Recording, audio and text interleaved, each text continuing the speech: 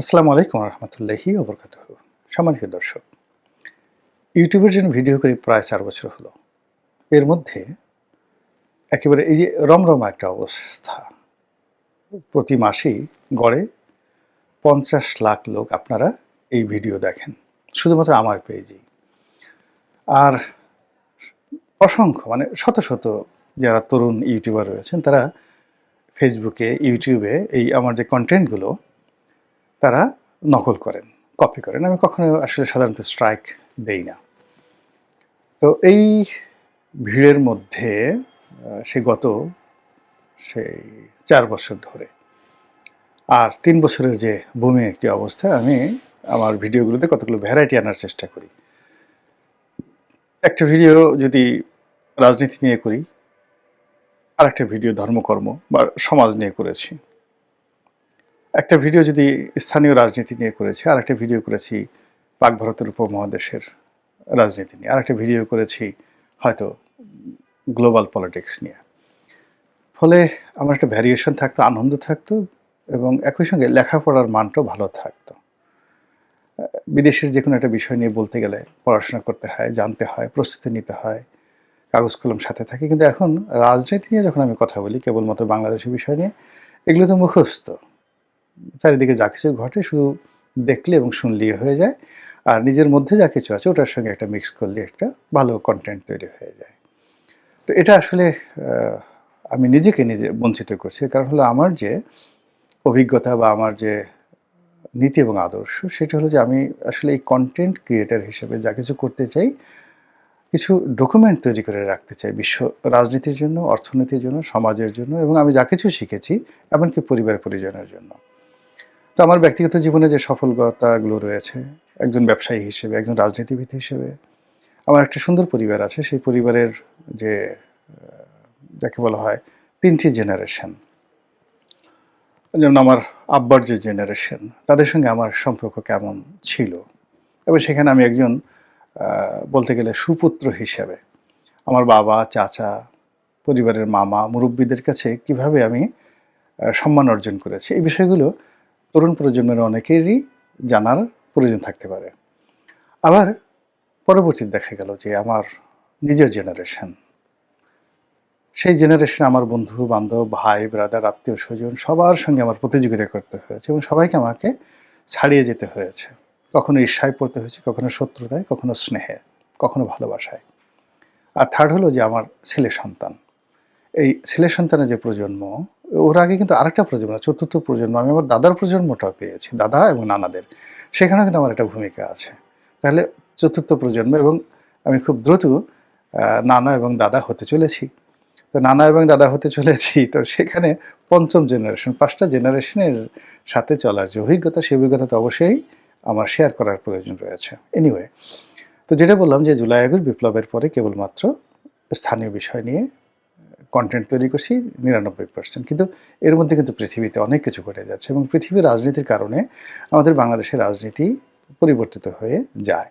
এখন এই যে ইলেকশনটা হচ্ছে, ইলেকশনে কিন্তু বাংলাদেশ থেকে যা কিছু হচ্ছে তার দ্বিগুণ। অর্থাৎ যদি বাংলাদেশ থেকে ৩৩% নিয়ন্ত্রণ রাজনীতিবিদদের হাতে থাকে, ৬৬% নিয়ন্ত্রণ এখন দেশের বাইরে। এখন সেটি লন্ডন বলেন, আমেরিকা বলেন, পাকিস্তান বলেন, ভারত বলেন, এটা বলতে হবে।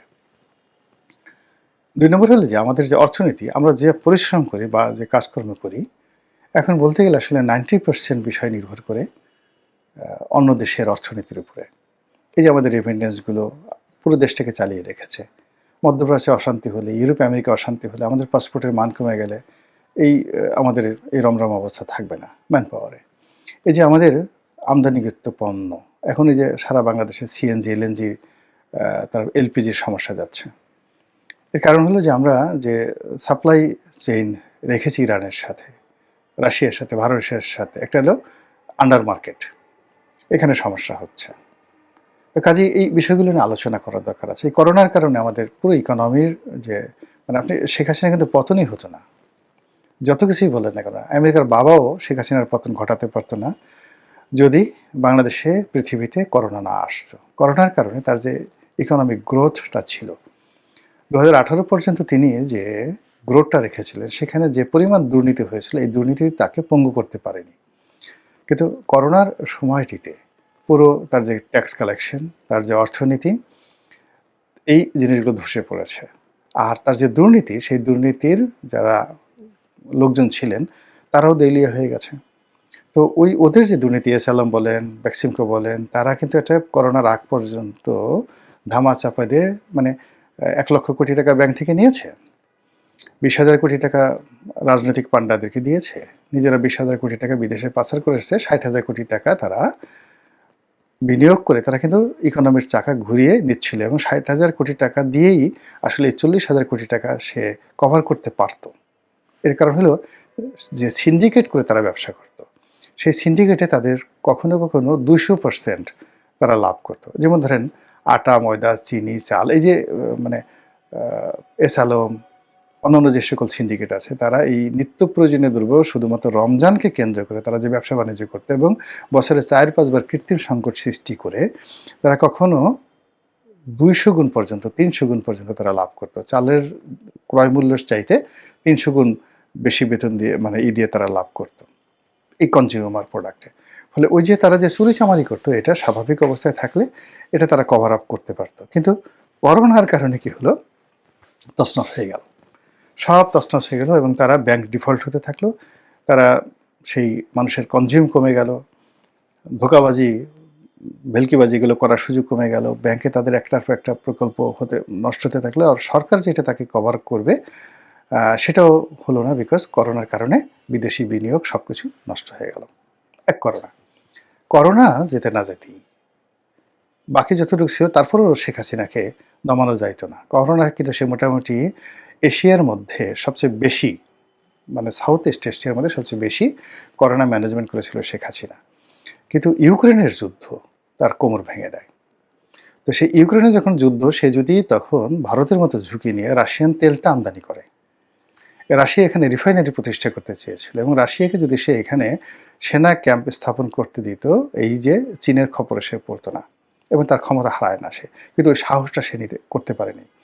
সে যদি খালি মিস্টার পুতিনের সাথে বলতো যে ঠিক আছে, আমাকে এই গার্মেন্টস আমি টোটালি এক্সপোর্ট করব, মানে আমেরিকার পরিবর্তে তোমার দেশে তুমি এটাকে কিনে নাও, আগামী 10 বছরের জন্য বাংলাদেশের যত গার্মেন্টস বর্তমান রেট আছে তোমার সাথে তোমার দেশে, এবং ওখানে মানে ওয়ালমার্ট, জেসি পেনির সাথে বড় বড় কোম্পানি রাশিয়াতে আছে, মানে তারা ওইগুলো নিয়ন্ত্রণ করে, চীন এবং রাশিয়া। তো বাংলাদেশের ব্র্যান্ডগুলো তারা কিন্তু সেখানে দিতে পারতো। তো ওই কাজগুলো শেখ হাসিনা সেই ঝুঁকি নেয়নি। ফলে কি হলো, ইউক্রেন যুদ্ধের সে না মানে বেহেশত না দোজক মাঝামাঝি থেকে পুরো ইকোনমিটাকে শেষ করে দিয়েছে। আর সেই ইকোনমি এখন বাংলাদেশে, আর এর মধ্যে ইরানের যুদ্ধ হই হই করে মানে হচ্ছে না বা হওয়ার উপক্রম দেখা দিয়েছে। তো সেক্ষেত্রে আমাদের যে ইকোনমি, ডক্টর মোহাম্মদ ইউনূসের যে কর্মকাণ্ড, আগামীতে যদি যারা নির্বাচন হয়, যদি স্বাভাবিকভাবে তারেক রহমান সাহেব ক্ষমতায় আসেন, সকল সম্ভাবনা বুমেরাং হয়ে যাবে ইরানের যুদ্ধের ফলে, ইরান এবং আমেরিকার যুদ্ধের ফলে তছনছ হয়ে যাবে বাংলাদেশে।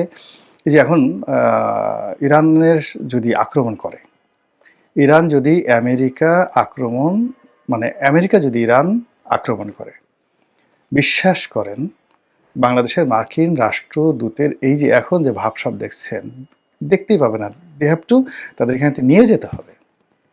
এই হলো বাস্তব অবস্থা। তো কাজেই তার ফলে কি হবে, আমাদের অর্থনীতিকে সোজা থাকবে, আমেরিকা কি ছেড়ে দেবে? আমাকে ছাড়বে না। কিন্তু আবার সরকারের যে ক্ষমতা আছে, সেই ক্ষমতা দিয়ে কোনো অবস্থাতেই সেই অ্যাঙ্গার, সাধারণ তৌহিদি জনতার যে অ্যাঙ্গার, সেটা বন্ধ রাখতে পারবে না। কাজেই এই যে আমেরিকা যে যুদ্ধের জন্য চেষ্টা চালাচ্ছে, সেটা নিয়ে আলোচনা করা কিন্তু আমাদের জন্য ফরজ আইন।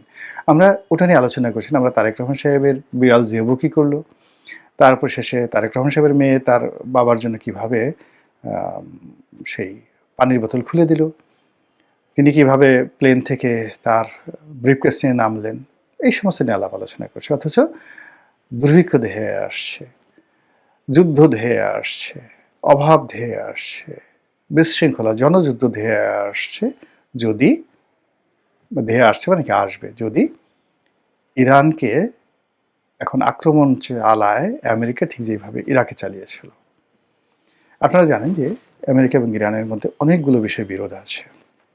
মূল বিরোধ তেল নিয়ে, মূল বিরোধ মধ্যপ্রাচ্যের আধিপত্য নিয়ে। মূল বিরোধ রাশিয়া এবং ইউক্রেন নিয়ে, এবং সেখানে ইরানের ড্রোনগুলো যেভাবে কাজ করছে, ইরানের মিলিটারি যেভাবে কাজ করছে, আমেরিকা এটা বন্ধ করতে চায় সাপ্লাই চেইন। এবং এখানে যদি ইরান তারা সফল হয়, তারা দ্বিতীয় ভারতকে ধরবে, আর ভারতকে ধরলে তো আমাদের অবস্থা কী হবে। এই উদ্দেশ্যে এর আগে একবার তারা আক্রমণ চালিয়েছে, এটা ছিল মানে প্রতীকী আক্রমণ, আর এবার তারা সরাসরি যুদ্ধ করতে চাচ্ছে। এখন সরাসরি যুদ্ধ করার জন্য এই মুহূর্তে যেটি আছে, তারা মধ্যপ্রাচ্যে মার্কিন ঘাঁটিগুলো ব্যবহার করতে চায়, কিন্তু কাতার, ইরাক, সংযুক্ত আরব আমিরাত, সৌদি আরব তারা স্পষ্টভাবে জানিয়ে দিয়েছে যে কোনো পরিস্থিতি হোক না, ইভেন জর্ডান, তারা মিশর সহ কোনো দেশ এমনকি তুরস্ক, কোনো দেশ আমেরিকাকে তাদের ঘাঁটি ব্যবহার করে মানে নিজ নিজ দেশে ঘাঁটি ব্যবহার করে ইরান আক্রমণ করতে দেবে না। ভালো কথা। এই জন্য মানে ইরানকে আক্রমণ করাটা এখন তার প্রেস্টিজের বিষয় হয়ে গেছে। আমেরিকাতে এখন যে ইনফ্লেশন, মুদ্রাস্ফীতি, বেকার সমস্যা, অর্থনৈতিক সংকট এবং তাদের যে রিজার্ভের যে ঘাটতি, বৈদেশিক ঋণ, অভ্যন্তরীণ ঋণ, সব মিলিয়ে ডোনাল্ড ট্রাম্প পাগল হয়ে গেছে টাকার জন্য। ভেনেজুয়েলাতে সে যে অঘটন ঘটালো শুধুমাত্র টাকার জন্য, কিন্তু এতে তার কিছুই হবে না। এর কারণ হলো তার এত চাহিদা, সেই চাহিদার জন্য পুরো মধ্যপ্রাচ্যকে যদি জিম্মি করে, তাহলে হয়তো সে বছর পাঁচেক সুন্দর মতো চলতে পারবে। আদারওয়াইজ সম্ভব না। এখন মধ্যপ্রাচ্যের সব মানুষ মরে গেলে, মরুভূমি হয়ে গেলে, পারমাণবিক যুদ্ধ শুরু হয়ে গেলে, এমনকি ইসরায়েলই যদি শেষ হয়ে যায়, তাতেও তার কিছু আসে যায় না। এর কারণ হলো ইউনাইটেড স্টেটস অফ আমেরিকাকে টিকে রাখতে হবে। তো সেই অর্থে এখন ইরানের সঙ্গে তার একটা যুদ্ধ অনিবার্য। সেই যুদ্ধের জন্য তার সবচেয়ে বড় রণতরী আব্রাহাম লিঙ্কন, যেটিকে বলা হয় 3D মার্কিন মেরিনের সবচেয়ে গর্ব, সবচেয়ে বড়। নর্মালি এই ধরনের পারমাণবিক চালিত যে সকল যুদ্ধজাহাজ রয়েছে, সেখানে 1 ডিভিশন সৈন্য থাকে।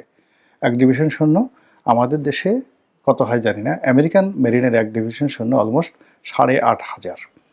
তো এই 8,500 সৈন্য, যাদেরকে বলা হয় মার্কিন মেরিন, কিন্তু তারা আসলে মার্কিন মেরিন নয়।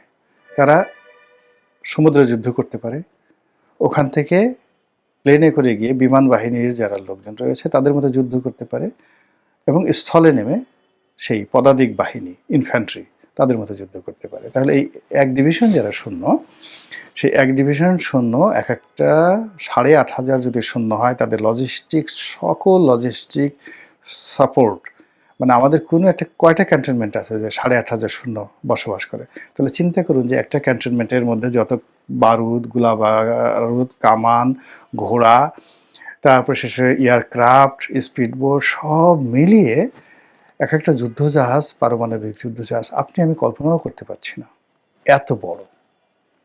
এবং সেই বড় যুদ্ধজাহাজগুলোর মধ্যে সবচেয়ে বড় যুদ্ধজাহাজের নাম হলো আব্রাহাম লিঙ্কন। সেই আব্রাহাম লিঙ্কন তারা সেই পারস্যের কাছাকাছি সাগরে পাঠিয়েছে যুদ্ধ করার জন্য, যেন সেখান থেকে সরাসরি ইরানকে আক্রমণ করা যায়। ইরান এটাকে প্রতিহত করার জন্য তাদের যে গানবোটগুলো রয়েছে, ইরানের এই গানবোটগুলো অনেকটা সেই আপনারা যারা মাসুদ রানা, না এটাকে কি বলবো, শত্রুর কবলে পাঞ্জা, পাঞ্জা সিরিজ, দস্যু পাঞ্জা সিরিজ যারা পড়েছেন ছোটকালে, ওখানে কল্পিকভাবে অনেকটা ফ্যানশিপের কথা বলা হয়েছিল। তো সেই ফ্যানশিপ এটা উড়তে পারতো, ছোটো ছোটো স্পিড বোটগুলো। তারপরে শেষে সাবমেরিনের মতো ঢুকে যেতে পারতো, আর প্রচণ্ড গতিতে স্পিড বোটের মতো চলতে পারতো। ঠিক কাছাকাছি এরকম একটা অবস্থা নিয়ে ইরান যে গানবোটগুলো তৈরি করেছে, এত দ্রুতগামী, যেটা এই মার্কিন বড় বড় যুদ্ধজাহাজের জন্য রীতিমতো মরণ খবর। এবং ওইগুলোর সঙ্গে আবার মার্কিন মানে সেই গানবোটগুলোর সঙ্গে যেটা ইরানের যে গানবোটগুলো রয়েছে, ধরুন 1000 গানবোট সে ছেড়ে দিল স্পিড বোটের মতো দ্রুত গতিতে, 300 নটিক্যাল মাইল বেগে চলছে। 300 নটিক্যাল মাইল বেগে আপনি কল্পনা করতে পারেন, দেখা যায় না, যেটা প্লেনের গতিতে তারা সে চলছে। আর ওইগুলোর সঙ্গে ওদের যে সাবমেরিন, পরমাণু চালিত যে সাবমেরিন রয়েছে ইরানের, তাদের ইন্টারকানেক্টিভিটি, এবং ওইগুলোর সঙ্গে যে তারা বিভিন্ন জায়গাতে সমুদ্রে, গভীর সমুদ্রে যে টর্পেডো, মাইন তারা ওইগুলো বসিয়ে রেখেছে, সেগুলোর সঙ্গে রিমোট নিয়ে ওইগুলো চলে, এবং এত দ্রুত চলে যে ওইগুলো কি জেনারেল মিলিটারি বোর্ড না জেনারেল বোর্ড ওই জিনিসগুলো বুঝে ওঠার আগে তারা একটা অপারেশন চালিয়ে আবার ফিরে চলে আসে। এবং বহু মানে যাকে বলে মার্কিন রণতরীকে নাস্তানাবুদ করে ছেড়ে দিয়েছে ইরানি নতুন গানবোট, ইরানি ড্রোন এবং এই গানবোটগুলো এখন সম্মুখ যুদ্ধ, জলযুদ্ধে এবং স্থলযুদ্ধে যে কোনো বিদেশি বাহিনীর জন্য রীতিমতো যন্ত্রণাদায়ক, এবং সেগুলো নিয়ে তারা টহল দিচ্ছে।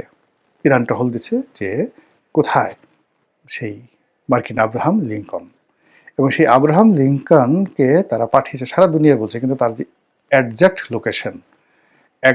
লোকেশনটা এখন আমেরিকা প্রকাশ করতে পারছে না ইরানের ভয়ে। তো বোঝার চেষ্টা করুন, তো ইরানের বিরুদ্ধে এই যে পাঠালো, সেখানে অ্যাটলিস্ট যদি 1 ডিভিশন সৈন্য তো নর্মালি থাকে, যেহেতু এটা সবচেয়ে বড়, 1.5 ডিভিশন সৈন্য থাকতে পারে, 12,000 সৈন্য থাকতে পারে। তো এরকম মার্কিন সেনাবাহিনীর, নৌবাহিনীর ত্রিমাত্রিক এবং স্থলবাহিনীর আর্মির 12,000 চৌকুশ সৈন্য, সেখানে যদি 200-250 এরকম ফাইটার প্লেন থাকে, F-35 এর মতো ফাইটার প্লেন থাকে, এবং সেগুলো নিয়ে তারা যদি ইরানে আক্রমণ চালায়, তাহলে বুঝতে পারেন যে যুদ্ধটা সর্বাত্মক কোন পর্যায়ে চলে আসবে। এবং এই জিনিসগুলো এখন ইরান প্রচার করছে যে আমরা ছেড়ে দেব না, সর্বাত্মক যুদ্ধ করব। অন্যদিকে আমেরিকা বলছে যে এখন আলোচনার সুযোগ আছে, ইঙ্গিত দিচ্ছে এখন আলোচনার সুযোগ আছে। আবার বলার চেষ্টা করছে আমরা ওখানে যাচ্ছি মূলত সেই খামেনিকে মারার জন্য, আয়াতুল্লাহ আলী খামেনিকে, ধর্মীয় নেতা, তাকে মারব, অথবা তাকে ভেনেজুয়েলার সেই মাদুরোর মতো তাকে ধরে নিয়ে আসবো। তো এই অবস্থাতে মধ্যপ্রাচ্যের যে যুদ্ধ, মাসখানেক আগে যেটা মনে করেছিল যে ইরান আক্রমণই করবে, মানে ইরানকে আক্রমণ করবে আমেরিকা, এবং সেটা আবার হঠাৎ করে তারা বন্ধ করেছিল ইরানের সেই বিপ্লব উপলক্ষে। এখন সেই বিপ্লবটা ধিমে তালে চলছে, ইরান সেটা নিয়ন্ত্রণ করে নিয়েছে, এবং সেই নিয়ন্ত্রণের প্রেক্ষিতে আবার তারা চিন্তা করলো যে আল্লাহ, এখন তো যদি ইরান 100% তারা নিয়ন্ত্রণ করে ফেলে, তখন তো আরও অনেক দিন অপেক্ষা করতে হবে। তো সেক্ষেত্রে যেহেতু এখনও ধিমে তালে যে আন্দোলনগুলো চলছে, সেই আন্দোলনের মধ্যেই যদি হিট করা যায় তাহলে একটা ভালো ফলাফল আসবে। তো সেই অর্থে মানে মার্কিন যুক্তরাষ্ট্র যে কর্মকাণ্ড চালু করেছে, এবং সাথে যদি মধ্যপ্রাচ্যে একটা যুদ্ধ শুরু হয়ে যায়, তাহলে আমরা এই যে ইউক্রেন যুদ্ধ, করোনার যুদ্ধ, আওয়ামী লীগের পতন, এবং গত 17 মাসের যে অব্যাহত আমাদের অর্থনীতির পতন, রাজনীতির পতন, সব পতনগুলো একীভূত হয়ে আমরা যে কোথায় চলে যাব, একমাত্র আল্লাহ ছাড়া কেউ জানেন না। আসসালামু আলাইকুম রহমতুল্লাহি ওয়া বারাকাতুহু।